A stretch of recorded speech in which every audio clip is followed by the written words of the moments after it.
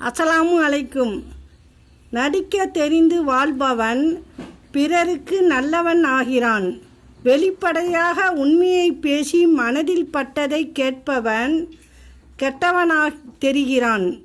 குடிகாரன் கீழே விழுந்தால் யாரும் தூக்கி விடுவதில்லை.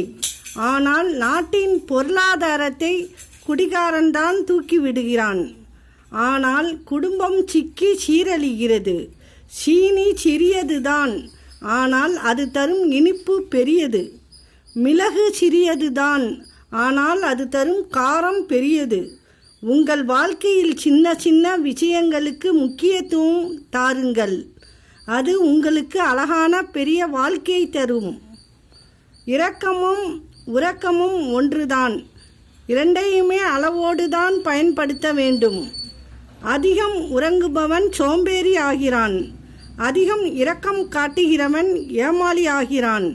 நோயால் கெட்டவர்களை விட வாயால் கெட்டவர்கள்தான் அதிகம். அஸ்ஸலாமு அலைக்கும்.